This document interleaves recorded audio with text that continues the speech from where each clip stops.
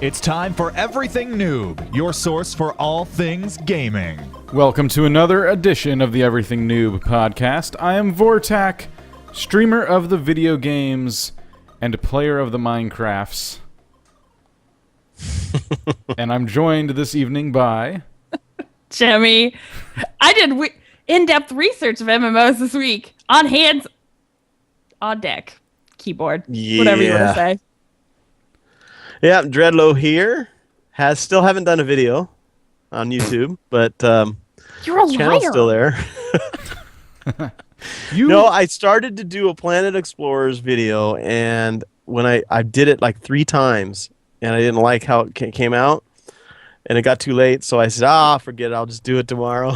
Could you not salvage the footage and just voice over It was just Planet Explorers is a hard game to talk about because there's a story mode, and you kind of want people to see the story, but at the same time you want to talk about the game, and it's very in depth. It's a different animal. But I've been watching some other videos and seeing how people do it, so I want to do something a little different. So we'll see what happens. I just got to get it out there. Hopefully you do, because you keep making liars out of us. I know. Dreadlow makes videos. Not good. He doesn't. Maybe. I make videos. I do. Plus it's summer and it's hot, and I don't like to do videos and have to edit my audio because of air conditioning and fans and stuff going on. Need some big It's kind old of a noise mess. canceling Sounds headphones. Sounds like a lot of whining coming from Dreadlow tonight. I know. No. So tonight is MMORPG night. If you've been following us on Twitter at Everything Noob, tonight's show is an MMO-themed show. We're going to be talking about MMOs past, present, and future, where we think they're going, and the games we've played, things of that nature. So I'm going to kick off the discussion right now. Dreadlow's done a ton of research on MMOs from Once Upon a Time, and kind of games that are believed to have kickstarted the whole online MMORPG genre. And you pulled up games that I've never heard of. And as a gamer, I feel like my gamer card should have been taken away for that, because these seem pretty legit. I can't believe you haven't heard of these. I knew about them, but I was too young to be allowed to subscribe. Yeah, it's weird because I never heard of this game either. Well, what is it? Well, the very first 3D environment, kind of similar to, it's not really even similar to, it's more like a Doom, a massive multi-online RPG, in a Doom environment. It's called Meridian 59. And that was supposedly the very first 3D MMO, because it had over 100,000 people who were subscribed to it. And so supposedly that was the first one. And then there was Neverwinter Nights, but that was not really 3D though. It was more 2D than it was 3D. So it was hard to say 3D when it's the 90s. I mean, everything that was supposed to be 3D in the 90s, you look at it today was and 2D. it looks like It was drawn. 2D, but it gave it a 3D look. But this was more like Doom. So it was very interesting to have that kind of atmosphere. And then it had you had your quest givers and things like that in it. So it's still it's been reactivated. I guess the original developers of it, because it was bought out by them in 1997. And then when the company decided to give it up, they were obviously legally able to bring it back out on their own. And so that's what they've done. The actual two of the original developers had revamped the game, and it's available to download and enjoy. And I guess there's a following. Play this game. Yeah. Is it free now, though, or do you still have to pay for it? It's free, and actually they have the actual source code. So if you wanted to, you could probably even, get your own server going or something with it. So I don't know. I haven't really read much on it, but it's there. It's meridian59.com. And see, there was also, let's see, there was another one that was real big. It was with Sierra Online, which was famous back in the late 90s for a lot of their games. This is the same company that did no, I can't remember the name of the King's game. Quest. Thank you. King's Quest, yes. Which is coming back. by the way. Yeah. No, it makes me so happy. My little girl heart, and literally my little girl heart, because I played those games when I was little, is just screaming about New King's Quest. Yeah, and they came out with in 1997. They came out with Realm Online, but it was more of a graphical mud, if you know what that is. It's a multi-user dungeon. Oh, I've I've played some text buds. Yeah, and Way so back in the old days. it had a lot of followers too, so you can almost consider it an MMO in that sense. But it was a 2D kind of it was like King's Quest Online type thing, I think. Huh. Well, no, yeah, I guess it would be. It had the little window, up in the corner where it showed your direction that you were going, and then on the down below it had, what direction you were going and what you see in front of you, and then it'd have your stats up there, and then if you got, confronted any creatures or anything, then the battle would start, and it would be a turn-based thing. So that was kind of the first commercial one, I think, probably, that really got off going. And then obviously everybody's heard of Ultima Online. Oh yeah. That was like the very first, I was WoW shown like that game when I was like 14, and obviously at that time it was really old. The guy who had showed me the game, he's been playing it for probably since inception, and he had like everything maxed out and stuff like that. But what he told me about it, which I thought was really cool, was that not only could you make your own house in the game, but people, if they had a high enough skill, could break into your house and steal your crap. Yeah. I thought that was the coolest thing, and not a lot of games do that today. Because people whine and get upset. I know. It's a shame. How cool would that be? And a lot of games' skill system isn't set up like that anymore. There is no hard grind anymore. So everyone would have access to break into everywhere and steal everyone's crap. So that really wouldn't fly, even in modern games, if they decided to implement it. Yeah, well, I mean, if you look at a game like today, people will play Minecraft and treat it like an MMO, and then if the server allows, you can break into people's houses and steal their stuff, and then everyone whines, and it doesn't go very well. But that means people get more creative about hiding their stuff. I don't know. It just depends on the game, I guess. The format of the game, that kind of player, interaction. I'm not sure what game it is. There's another one that was very similar to that, where you could put your stuff out in your lawn, and you can put your stuff in your house and stuff. And so what they did is they put an evict button. And so what would happen is if you were there with somebody and you were physically in there, that means everybody had access to your stuff. It was just the way it had to be coded, I guess. But if you weren't there, they couldn't enter. They couldn't go into your place and steal your stuff or anything. So what you'd have to do before you left is you would evict everybody and then you'd leave. So that way you knew nobody was still on your property. Is that weird? That is weird. Yeah. It's kind of cool. That was one way to fix that problem. Well, my first MMO, and now, I mean, this one could probably go down in history as one of those games that's just lasted forever. I've talked about it before, RuneScape. I played that forever.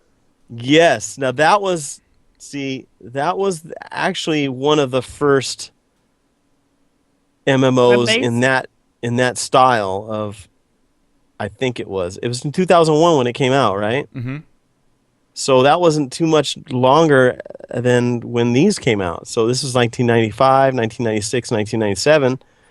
And then you had, then that's when EverQuest and, games like that were like big, massive. And then you had Jagex that came out with RuneScape, which was completely more like the old school kind. Yeah. So it was kind of like one of the first ones that really became super successful, even to the point of having at one point millions of it was not uncommon for you to go online, and it's always had at the top of the screen how many people are playing right now. It was not uncommon to see 1 million people. Yeah, and I can almost argue the fact that I blame internet social media for it becoming popular, because you see, I think that Meridian 59 and Realm Online and Ultima Online, those are very close it was like what 1997 when they I think a lot of these kind of ended. I can almost say that they would have been just as popular if there was that internet media, social media that they have when 2001 came about. So I think that's the reason why it became, because I really think that some of these older games I would have probably known about, back then. Come on. And I didn't know about. But the first game I heard of was RuneScape. That was the first game I ever heard. I thought that was the first MMO of all time, Can I jump in here with your Yeah. thing about social media? A lot of the reason they weren't as big and popular as they were is a lot of people didn't have internet, and a lot of people who did have internet had dial-up at that time. Dial-up, exactly. I didn't even get high-speed internet until I was in college. Yeah, exactly. So, and that was around 2003, 2004, and that's kind of close to when I first started playing RuneScape as well. And a couple of years later, I jumped into Final Fantasy 11. Yeah. Which I think its first year was in America was 2003. It was 2002 in Japan. So, and that game was actually set up for dial-up and broadband internet. And it's really hard for people to justify paying a subscription fee for something when you have to pay to get online as well if you're on AOL by the minute. Oh, God, dial up. That's extremely expensive. Yeah, just for a game. Today, it's way more accessible, but I think what's sad is the direction everything's headed. But we'll talk about that later on in the show. As things get more accessible, though, it's funny that people want to access them less. Internet access had a lot to do with it, too. I believe that, too. But like I said, I think RuneScape, it was before WoW. Yeah. WoW came out, what, 2004, 2005? Yeah. So And RuneScape held its it own was when WoW came out. it did. It was probably one of the first very successful MMOs out there, besides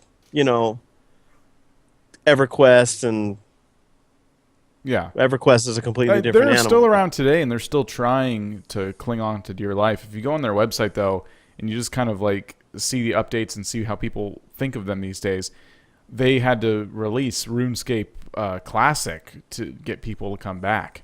Exactly, yeah. Or Old School, they call it. And a lot of people did come back to play Old School, but for the most part, it'll never be like it was because people are playing new games. So I think the bummer about some of these old games is that even today, it's cool to see stuff like that Realm game you were talking about, or Ultima Online, still have a following. But had those developers stopped updating maybe Ultima Online and created the next thing, got with the times, updated the graphics, the gameplay, and said Ultima Online 2 is here, perhaps they would have, not only kept everyone who was playing, but gained a whole new audience as times changed. I think it did go up to 3. I'm not sure. I don't know. Oh, I'm just using that as an example. Yeah. I know. Well, I've But noticed in companies that made 2 MMOs, it's always hard to convert your diehards from the one to the new one. A lot of people are like, nope, don't like it. The changes are no good. So they stay on the old one. So you kind of almost have to find a new player base because you're not going to get your old player base. They're just going to continue to pay for the product that is now just making you money, which is fine because that'll cushion you while you're working your way to the black with your new MMO. Wow. Yeah, you're right. And I think EverQuest was obviously the biggest MMO at that time, and that was just before WoW came out. So I think, yeah, that's a good point, though, because you'd have to make the game... You have to do it like Mass Effect did it, where Mass Effect took your character from Mass Effect 1, and you can use that same character in Mass Effect 2. Oh, yeah, and then okay, continue. yeah. That's how these games would have to grow. They'd have to make a sequel that would adapt in that sense. And that's probably why World of Warcraft decided to do Cataclysm, because they really wanted to change their engine so that you can fly mounts in some of the other areas where you couldn't fly mounts before. And rather than making a whole new MMO, how are you going to get people that have been playing for years have their characters that they cherish? and join this new MMO. No, they wouldn't be able to do that. So they'd have to stay with the same MMO. I mean, stats can be boiled down to just probably a thing of code that just tells the game what each player's levels of things are. And as long as the new game has the same skills and the same leveling, algorithm, there's no reason that a new character being created, if you put in your old game info, like, oh, okay, your character had these stats, we'll just give you those levels right away. Enjoy. I don't really like the idea of that, though, because then you're already, like, close to end game or at end game. If they design it like that. Hopped into it. Because people who are new to the Warcraft 2 would have to start somewhere. So yeah, that would be kind of weird.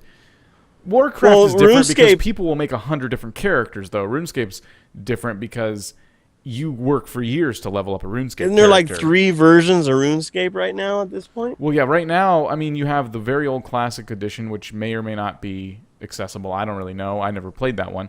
Then you have RuneScape 2, which is now RuneScape Old School, and you have RuneScape 3, which is the current game.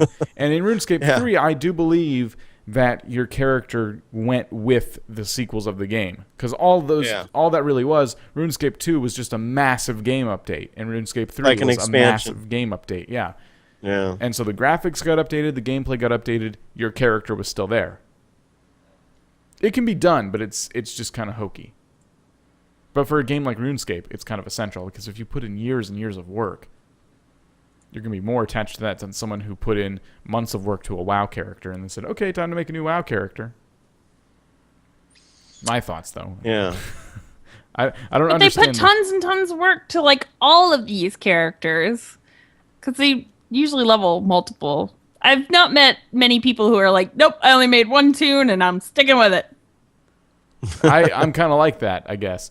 That's because I'm not. You are a weird anomaly. Yeah, I'm not a good MMO player. I always like the concept of them, but when I start getting into them, I get bored very fast. Do you PvP or do you do endgame? Well, then that's probably why. Yeah, I get really wrapped up in my thought process of, okay, we're at the end of the game now. What do I do? Oh, well, you can fight these guys. What's the benefit of that? I have to admit, you can get more stuff. I have to admit this. I've played a lot of MMOs. I've played, lots of them. Free-to-plays. But World of Warcraft, for some strange reason, I could never get bored of it. I had to actually cut myself off of it. Of it. I'm serious. If I was to start playing World of Warcraft, I would get sucked in. Because it's something about it. It's just so freaking fun. Even some of the grind and whatever. It's just fun. I don't know what it is. Are you saying you had an intervention for yourself over WoW? I intervened in my... What he did is he went to a store and bought like 6 mirrors, and then I got it all put them all on chairs. And I had to stop. I said, you know what? And it's because I do get spurts where I'm bored of it. But I always come back to it. You know what I'm saying? So I took advantage of that boredom part and just stopped playing. And $14.99 a month. I was kind of like waiting for it to go free to play, but it never will. No, not until they release their next MMO, and by that point, people will be like, "Oh, finally, something new," and no one will play WoW anymore anyway. And these games aren't fun unless you're playing with other people. There is a game that almost looks exactly like World of Warcraft. I mean, it's got the same textures and everything. It's called a LODS Online. And I think a long time ago I tried it. I'm not sure. I have to get back in. I'm going to download it. It's a free-to-play, and I'm going to try it. Because it looks just like it. I mean, almost to a T. I mean, oh my gosh, he's such a little twinkle in his eye. Just look at him. He's getting excited. I like MMOs. Get ready. He's about to jack up. What bores me, give you an example. I mean, games that I thought would be, and here's one that I actually paid a subscription for because I went into closed beta with it and was able to play it for free for a while. And I said, okay, well, I'll pay $14.99 a month to play this. It was Rift. But it just got boring, and they changed a bunch of stuff, and it seemed like all the dynamic events that happened, that's the whole point of the game of Rift, was these dynamic events that would just happen out of nowhere. All of a sudden there would be this thing coming out of the sky, and it would spawn all these creatures, and everybody would jump in, and it was like a dynamic instance where everybody was a part of it. If you walk into the zone, if you just walk into the zone, you're a part of it, and everybody parties up automatically. It's not something you have a choice. And it just got to a point where they were all the same, and it just got really boring to me. And I just felt like grind, same instances, same everything, and it just wasn't fun anymore. Like and another one, I'm with Dan on this. I get bored of this stuff. But Dragon's Prophet, I thought was going to go crazy because of the dragons. You're able to own dragons, fly them around. They'll be able to fight with you and the whole bit, right? Until you find out that it's a Terra Online clone. They just added dragons to it. It's basically the same thing. I think it's using the same freaking engine as Terra Online. With Terra Online is a good game. I love the combat in it because you know how in WoW you have to tab to target your attack, what you're attacking. Yeah. God, yeah, and then glory days. Yeah, and so you can't miss. I mean, there's no way. You just sit there and just pound keys all day long, attacking that one creature, while all the other creatures are coming around you, attacking you, but you're only doing damage to one creature. Unless you have an AoE effect, then you can do it all, right? Well, what was cool about Dragon's Prophet and also Terra Online is it's not like that. It's done by, within if you're like you get a little crosshair in the middle of your screen, and as long as that crosshair is proximity. Yeah, it's a proximity thing. So you can attack one or two creatures at the same time without having to try to tab over. Like if you got 4 or 5 creatures and you got to hit tab 4 times to target a specific creature, But, that's what I thought Dragon's Prophet was, and it just got boring too, and it ended up becoming a grind. So I just... Forget it. I just can't find that MMO that got me like WoW did. That's free. Yeah. So... I mean, is it possible... I'm sorry, what? That's what I was looking for. Probably going to have a hard time finding that MMO that grabs him that's free. Yeah. Because a lot of them lack certain things that just are very addictive or long-term commitment addictive. Yeah. Well, all of them, yeah. If that's the kind of gamer you are, though, and you can stick to one, that's great. It's cool that there's a genre for that, but my concern is that is there ever going to be an MMO? I mean, there might be already, but I'm ignorant to MMOs these days. Is there ever going to be one that makes it feel like you're not grinding when you're leveling skills, when you're going through it? Is it ever going to feel like you're just playing a game and there's no grind? I wouldn't even know how you would do that. They feel like 14 is very grindy, and I've been playing that because a lot of the leveling you do is you just queue up and run dungeons, or you'll do the real-time events like Lito was talking about. They're called fates. I can't remember. It's an acronym for something. But basically, you're in the zone of an area, and something will happen, and then all these mobs will rush in, and you have to clear them all out or kill a boss together or something. And then there's like little miniature quests you can do, and repeatables and all sorts of stuff. So there's plenty of ways to level. So kind of like Guild Wars 2 did with their, random event that would pop up. You'd be in a city, and all of a sudden this guy would just come and start destroying the town, and everyone in the area could fight him. Yeah, I like in Guild Wars 2. You'll do Duty Finder, which is the instant dungeon run. And you'll just queue up with a random party and then just run through it. And you get massive amounts of EXP. You'll probably get like 1 level through the whole dungeon. That was something I liked about Guild Wars 2 was like there was this one quest where you had to be there at a specific time to catch it, but it was a guy that had a wagon, and he was going from town to town, and if you were in the right area, you could help him with a quest and get him through to the next town. That was kind of neat. Oh, yeah. I did like the escorts in Guild Wars 2, whereas in 14, the escort, like, real-time events are a little lackluster. Kind of, less grindy, but it's still, and that's just it. With a lot of MMOs, there's those 3 basic things. You got escorts, you got grinds, and then you've got gathers. Those are the 3. Those are the 3 kinds of quests there are. You gather something, you kill stuff, or you're escorting. And I don't know what else they could do. What other kinds of I quests? keep imagining prostitution when you say escorting. I need you to go and get 10 Johns down on the corner of High Fantasyville. Ninth and Liberty. I mean, I'm liking some of the directions MMOs are going. Like Guild Wars 2 was the last one I really played, and I did enjoy it because it didn't feel as grindy. But when you started to level up little skills like your crafting and stuff, that's where you start to feel it. Okay, I gotta collect all this stuff so I can craft all these things, and then it's like every other game. It's just rinse, repeat, rinse, What repeat. is nice about 14's crafting system, because this is what I'm playing, is you can do quests as a crafter and get levels that way. Like, you'll pick up a quest and it'll be like, oh, I need this item or whatever. So you can either go make it, you can go buy it, whatever you want to do, and then just turn it in. That's pretty cool. Yeah. Yeah, I think that's where WoW kind of, because they used to have those kind of quests too, where it was basically teaching you crafting, which isn't really crafting in WoW, but it's called crafting. Yeah.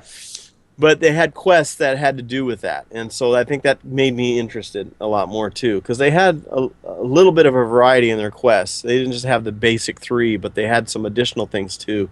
Weird stuff like, you go on a ship and you're shooting, whatever at something by, through cannons. You got to shoot stuff with cannons and things like that. So they had that kind of a variety. I think that's what made me really interested in WoW. Because they did have that variety. It wasn't just those basic 3. WoW, to me, I never experienced variety. I went in and every quest I did was go here, gather this, kill this, come back. It's not until you get past Burning Crusade. Once you get past Burning Crusade, then you're going to start to see the much more better once you buy 2 questing expansions system. Yeah, once you get past the first couple the vanilla and the Burning Crusade, after that they fine-tuned their questing systems, and so it was a lot more better. Though? If you're a newcomer to WoW, and yeah, I know that's why they did Cataclysm.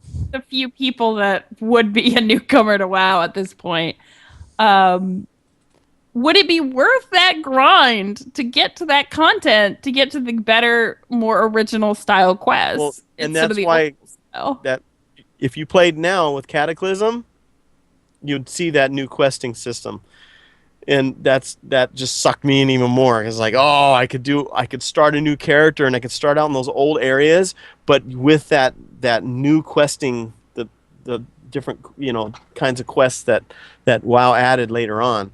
So that's what made it much more interesting. So yeah, you wouldn't feel much of that grind that you did originally if you had Cataclysm. Yeah. So, and Cataclysm changed everything. You can't play the original vanilla game anymore. It ruined the whole environment for everybody. You have to start, That's from weird scratch. because I only have the original vanilla game, and so I can go back and play it, and all those places still You exist. can play it all, yes, but they don't though in the same way. See, they completely changed their servers to fit the Cataclysm event. And when you start out as a new player, you don't have to have Cataclysm. Yeah. You don't have to have the actual expansion to start out. You start out with vanilla, just like, and it'll still have those expansions, Burning Crusade and all that stuff, but it's different. It's not because Cataclysm destroyed the land, so you're going to start out differently now. It's not going to start out the like same. Vanilla 2.0? Yeah, basically, it's a completely new. The world is different. That, to me, would justify a whole new game, because now you've separated your player base a little bit. I mean, in a way. But then they have to convert all those players to a new game. And it's better just to keep updating your game and keep having them pay for expansion packs and subscription than to convert them to a new game. That's a harder sell. Yeah. Marketing-wise, you're right. When you download WoW, right, you're downloading all the expansions. You may not have paid for those expansions, and you might not be able to play those expansions. When you get to that point, you can't go any further. But they're there. So the world is there. The world exactly the way it is in Cataclysm is well. Right now we're at what Pandora. The Mists Now we're of doing the Pandora. Mists of Yeah, Pandaria, that. yeah. I mean, we're talking expansion before that, and then just recently they're going to be or pretty soon they're going to be coming out with a new expansion. So we even have something even better than that. But back at Cataclysm changed everything. It changed the whole environment, even for vanilla players. It completely changed it. You'll see people flying around in like Stormwind. You know, it's like places where you couldn't fly before.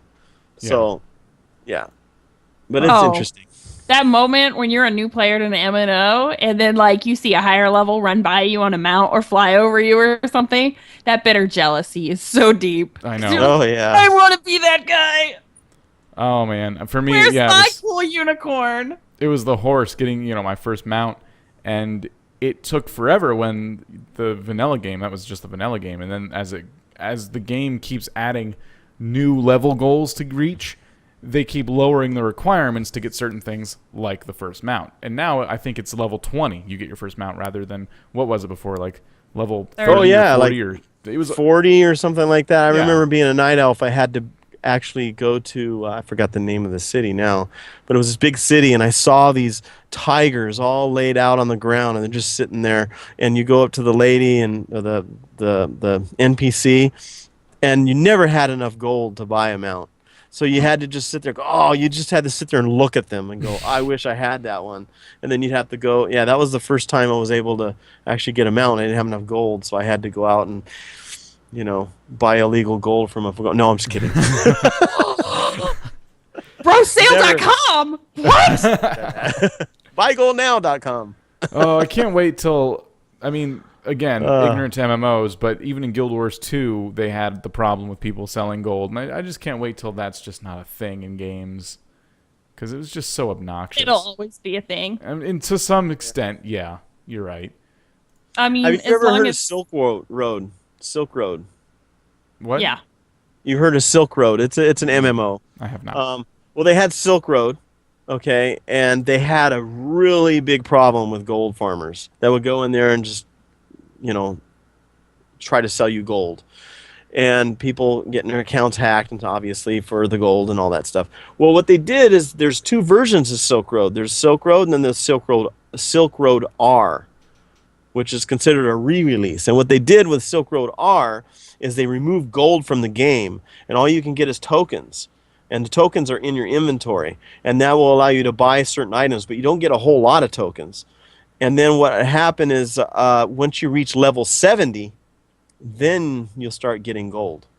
It was bizarre. So anyway, that was how they decided to eliminate gold farmers. Because at first in Silk Road, what they would do is they'd have this level 140 like statue, and it would just spawn randomly throughout the world.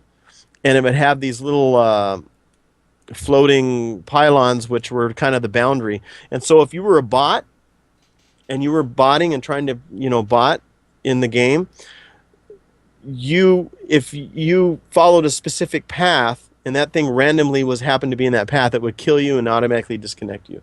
So they tried different things. Yeah, they tried different things. Very There's no similar to RuneScape. Not only does it kill you, it kicks you from the It kicks you server. completely from the server. So if you weren't a bot, you would know as you're coming in, you would go, oh, I got to avoid that. So you'd go around it. I don't want to get DC today. Well, Yeah. RuneScape tried a similar thing where they had gold farmers trying to farm gold, and so if you were using a botting system, you'd get sucked into a random event. Everyone had to deal with random events. And I remember that when eventually, I played with you. yeah, eventually the bots would figure those out anyway. And everything RuneScape has tried to get rid of gold farming hasn't worked until they went and removed free trade. And then you can only trade with someone if they were selling something to you at a similar value. So that means they had to set the price for every item in the game. And it changed the entire game. And they eventually put free trade back. They realized because they lost so much money doing it. I mean, those bots were unfortunately still paying customers. So they lost tons of money, and people who were loyal to the game felt like they were being punished, and I think that's where RuneScape really fell off. because they tried some extreme measures to get rid of real-world trading. And for those who think, what's wrong with gold farming? I'll tell you gold farming, not gold farming, gold selling. I'll tell you what's wrong with gold selling is it promotes hacking, because where do they get that gold from that they're selling to you? They're stealing it from other people. They're stealing their accounts, hacking, and they're using bots to or they're using bots to get the gold. Yeah, they're spamming all the areas, and you can't level. Like RuneScape, you need areas to yourself sometimes to level things up. Like I remember hunting. There were some high-level areas where you could get your hunting skill up, and you would make money hunting. But because there was always bots, the areas people were hunting and poaching these animals were covered in bots in every server. There was nothing you could do about it. Now, it's interesting because Runes of Magic, I don't know if you've ever heard of that. Yeah, supposedly it's very similar to a they consider it a WoW clone in some sense, but it's I think it's different. But anyway, how they've kind of combated the whole situation is they allowed trading of gold with there's an in-game currency, and there's obviously the real money currency in the game, which is gems, or I think it's gems or something like that. And there's the gems, and then you've got the gold. And so to eliminate this whole gold selling thing, is they've allowed you to trade gold for gems or gems for gold in game. And so that kind of eliminated things, because what it did was you made gold in the game, and you can get gems to buy certain things, or you purchase gems off their website, so you use real money to purchase the gems, and you can get gold. Basically, so in other words, the gold farmers or the gold sellers will be there, but a lot of times, I bet by now they're gone. But if you're able to purchase gold, right, with gems, you can go online with Runes of Magic's website, buy their gems, and then buy gold in-game from other players. Basically what you're saying is the game needs to sell their own currency for real money in order to negate gold farming, because then the gold farmers have to undercut them, thus making less money and almost not worth their while, depending. But that's kind of also the other argument that people don't like. They don't like pay to win. Yeah. Well, that's the thing with Runes of Magic, is the stuff that you use to purchase items on their market is stuff that you can actually get in game, but there's no weapons or anything like that. It's all costumes and things like that. And then the stuff you purchase with gold would be your potions and things like that. Most of the stuff you get already from drops, and like special weapons and things like that you would get from drops in games. And you can also buy from certain NPCs, but they're not like top of the line stuff. And then of course, if you got your raids and your arenas and things like that, you get special tokens so that you can buy actual arena, just like in WoW, your arena gear, and stuff like that. So you're not buying anything to win. You get things that will help you level faster, maybe. But that's about here's a hypothetical for you, and kind of going into the discussion of where we think MMOs might be headed. But knowing how the Minecraft works, for example, do you think that MMOs to run really even need a currency to begin with? Do you think an MMO could be successful without any kind of economy? No. You don't think so? No. You would need something, because, like for instance, even just with the single player Planet Explorers I've been playing, there's a currency in there, because it's kind of like an MMO type. There has to at least be some kind of trade system between players. They have to trade each other. Yeah, but what if there was no money? People had just put a value on items.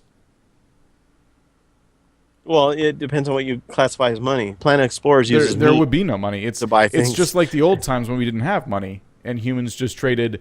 Okay, I'll give you 6 chicken for 4 sheep or whatever.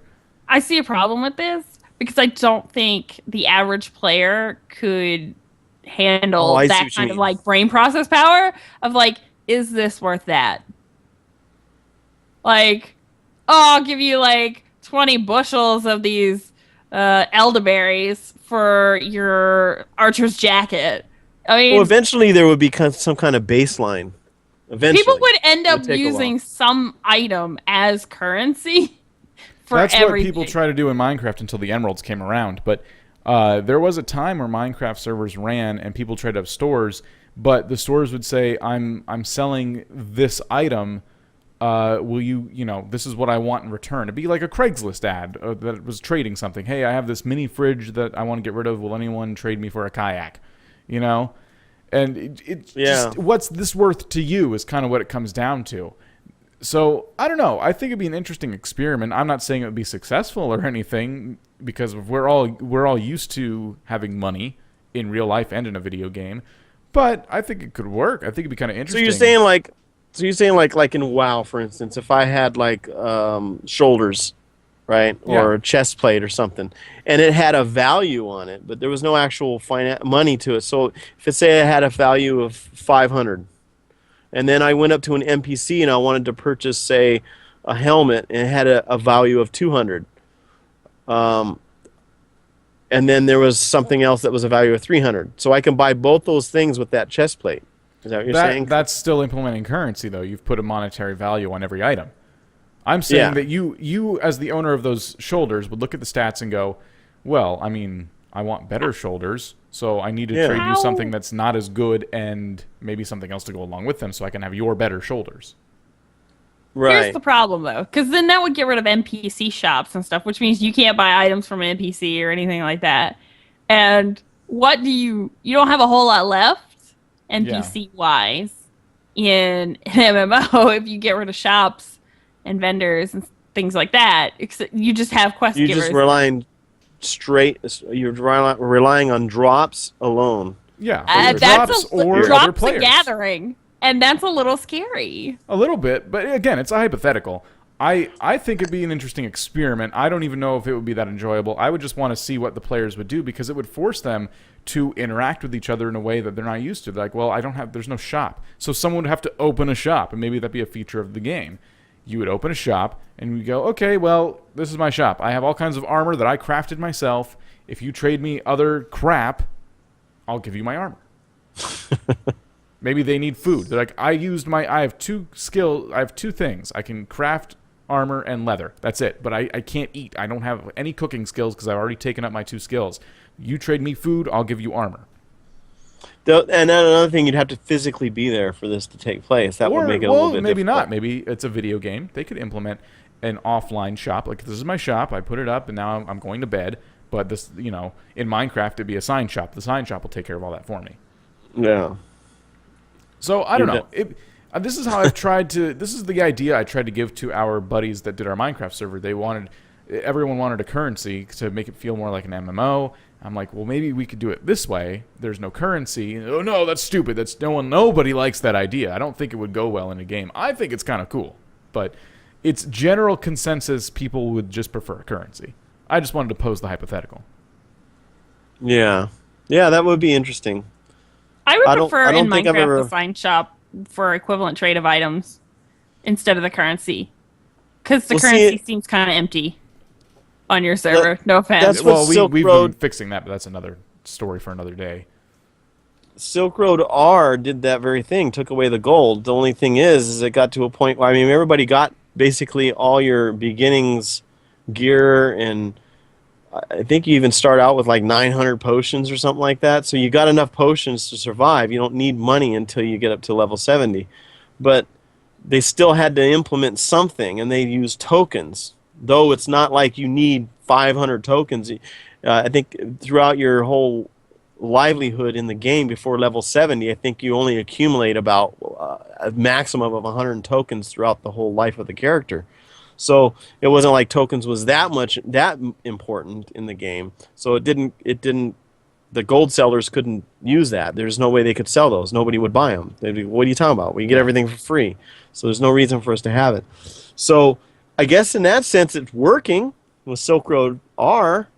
So I mean, again, if you because run they a trade Minecraft with each server, other, you've seen it. Like, you've come across that option of, okay, I can have a currency system thanks to these plugins, or I could just go ahead and have people trade items. And before those plugins existed and there was just vanilla servers, that's what they did. They traded items. They tried to find base items for currency, but for the most part, everything had a purpose. I mean, so it was just a matter of what was important to you and what did you want to get out of whatever it was you were making. But Minecraft isn't exactly an MMO. It's too open. Like, you can go and do whatever you want. You can craft wool. You can build houses. You can do this. You can do that. In an MMO, you can limit the player and say you're only allowed 2 things. What'll it be? Out of 20, you can pick 2 specialties. What are they? So I don't know. It's just an idea. It'd be an interesting concept for a game. Yeah, I think the whole MMO thing too. That's another thing. Bringing up Minecraft, I think I notice a lot of these smaller games with smaller amounts of people, in them with servers and stuff like Minecraft, Planet Explorers, Rust, all these different games that allow somebody like me or you to have your own server and then have a number of players be able to join that server. I'm thinking that's becoming a lot more popular than, say, an MMO, because I haven't. Exception like Firefall. It's another one. I mean, I've played that for a while. I got bored of it too, and it wasn't necessarily because I got bored. It's just in the beta, it was so much more different than it is now, being an actual full version now, because they've changed everything and they changed it for the worst, and that's probably why I don't play it anymore, because it's completely different. The dynamic events don't happen like they used to. It's not the same. So I tried to play it a little bit, and I couldn't do it. So, until there's a better MMO out there, I'm sticking with my, handy dandy Minecraft, Planet Explorers, Rust, Forest, which hopefully comes out to be multiplayer soon. Are you gonna try Star Citizen? Star Citizen, I haven't even. I may try it, but you have to pay for it, don't you? I'm already in on their alpha, beta, whatever they're at now. But I'm kind of waiting for the full game because they're releasing it in these stages. And I tried the flight sim that they have in there now, which is kind of cool, but it's still not. I want to see what the full game ends up being. I'm pretty excited for it though. That'll be my next MMO if I go back into that genre. Sure. The only thing is I think that's the one they want you to pay for it eventually, right? I would imagine. I don't really. I'm sure they've announced it. Like a monthly. I kind of fell off because it's taking like forever. So I'm just. What's cool is when they released the flight sim, it snuck up on me because I stopped paying attention to it. I tried it out. I thought it was cool, and now I'm back to playing other games. So they might have talked about their pricing model. I haven't really looked at it in a long time. So I can't say. Yeah, it says right here. I'm looking at a list of all the MMOs there are. Oh. That was another thing. That was a list on MMORPG.com. We'll link that in the show notes. That one's pretty interesting. It ranks all the MMOs that people are playing and what it claims to be the most popular. Yeah, and it tells you if they charge, if it's free to play, how much it is. You can check it out by rating. Yeah. So, but I was just looking at Star Citizen, and it does say that the fee is to be announced. So. Yeah, so it looks like they haven't really picked a... That's the only reason why I won't get involved. Not because I don't want to pay for anything. It might be worth it. I just don't have the money. But, I don't want to get sucked into a game and then when it comes out, I have to start paying for it because I'm addicted to it. Yeah. So that's why I don't want to get started on that, because I know that I'll like it. Well, if you like it enough, you won't do other things, though. So you may end up saving money. Yeah. Because you won't be buying other things. You won't want to go to the movies or any of that other, entertainment stuff in the budget. I'm intrigued by space, but it's not something that I'd want to put myself into. I'm more of a fantasy kind of guy. And the closest I'll come to space is... Well, Planet Explorers is space, but you're on a planet, so you don't. Well, you'd have planets in Star Citizen. Yeah. It's kind of. But it's more space, isn't it? I mean, aren't you just flying around and shooting other spaceships? A lot of it. You don't actually land on a planet and walk around. And no, yeah, that's going to be the thing. You can. Oh, is it? You explore space. You find planets. You land on planets. You do things on the planets. It's kind of like a, what is it? Second Life. MMO kind of like Starbound kind of thing. Starbound, but good. Yeah, well, yeah, I know. You know what I mean by Starbound. You're in a ship and you can go to different planets, but yeah, obviously a lot better than that. That'd be cool. Yeah. Maybe I'll check it out, see what it is. But I think I signed up for the beta and never got in. So you basically with Star Citizen, you pay for a starter pack, and you get a ship and you get stuff like that. So I bought in early, and now I'm just in the game, and I'm in for the alpha and the beta. So once they roll around to beta, I'll be able to jump back in and do that. Gotcha. So yeah, it's kind of cool the way they crowdfunded that game, and they're still making money. They have millions of dollars they've made. So it's an ambitious project. And to me, that I was looking at that as like the future of MMOs. But for all I know, it's going to end up being like WildStar, where I tried that game and I was sorely disappointed. It was just another WoW game to me. Same exact thing. You grind. It just felt like WoW in space. It didn't capture me. So I'm really, if I'm going to play an MMO, I'm looking for something very unique. And I think you're right. I think we're going to start seeing a giant separation between the traditional MMORPG and games like Minecraft, where someone runs a massive server and implements a successful economy, but it's different because it's, Minecraft is its own game, but then people make their own games within it. And Planet Explorers do the same thing. People can get their own server for Planet Explorers, and you can jump on different servers. They all play differently. They all have different things. I mean, if you played World of Warcraft and there was only 30 people online, which is impossible because there's always thousands of people online. But if there was only 30 people online, it would be fun, right? It would be all right. It'd actually kind of be better. You wouldn't be going into a town and 100 billion people in town messing with you. I mean, I don't know. Nope, I just feel like sometimes I feel like it's overburdened. It's well, too that's big. Better. More for me. You never see anybody. And what's true. the point? That is true. You play an MMO to group up with real people, to make friends, to do these epic events, see towns just full of people with salty nuts as their username. I mean, that's a real one. I've seen it. Of course. I've seen so many colorful names. Just so many. Yeah, I get disheartened when I join an MMO and the towns are ghost towns. If I don't see anybody, I'm just like, well, if nobody else is playing in this game, why should I? You're right. No, it's just like... Yeah, I guess WoW is a little bit big because you're not going to be able to spread out 30 people amongst how many cities? It's huge. Yeah. No, I'm not saying that those will replace the genre itself. I think that more people are adopting that as their new addiction.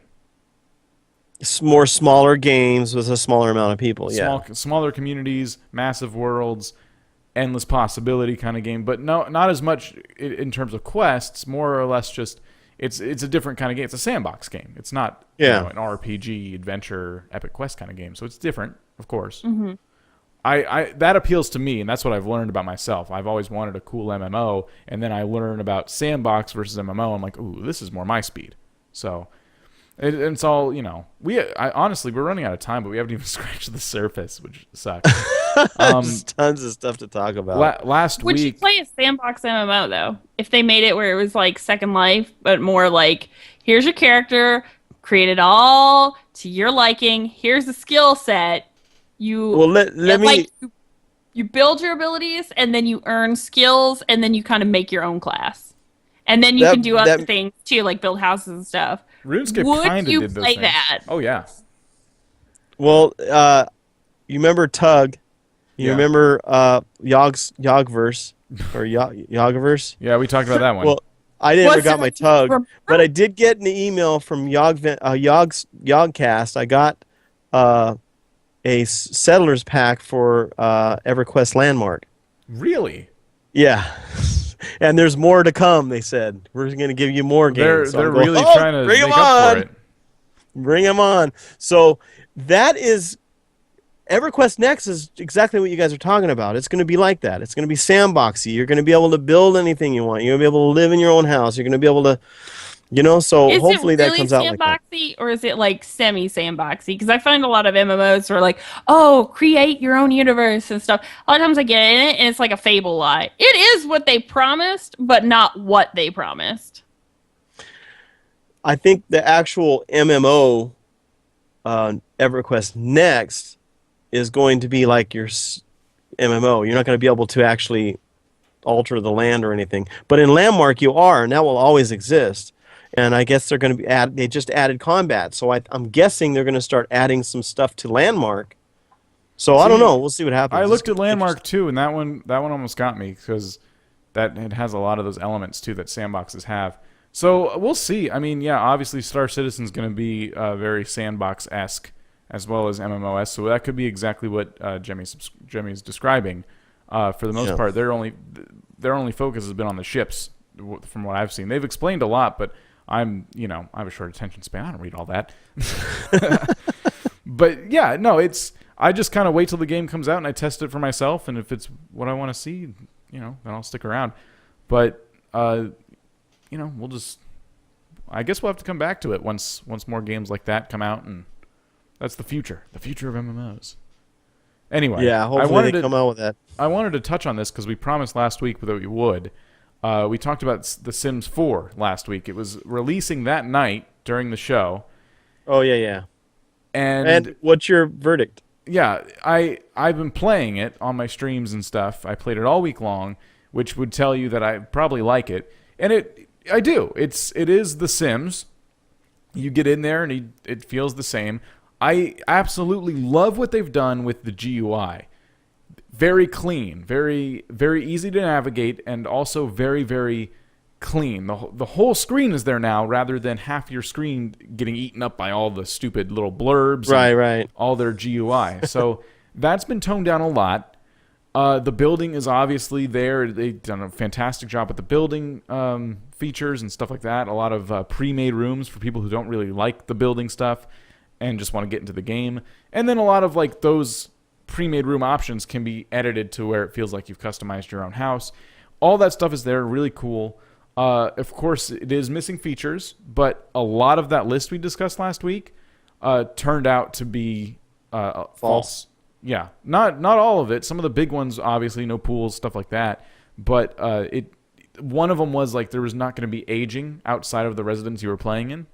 Completely not true. Sims will age up and die and have lives outside of your house. Just because it's not an open world doesn't mean it doesn't feel like an open world. Stuff like that. So, can you turn it off? And we found Cap Girl. Cap Girl, yeah.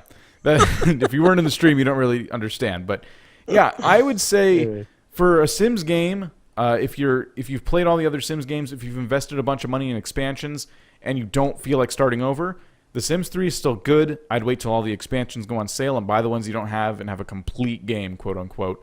Sims 4 fixes a lot of the problems Sims 3 had in terms of gameplay and GUI, and I'd recommend it for you. New game. If you're like me and didn't invest in a lot of expansions, I had 2, then now might be a time to start because it's definitely good, but it is lacking in a lot of areas. So read reviews, spend your money wisely, but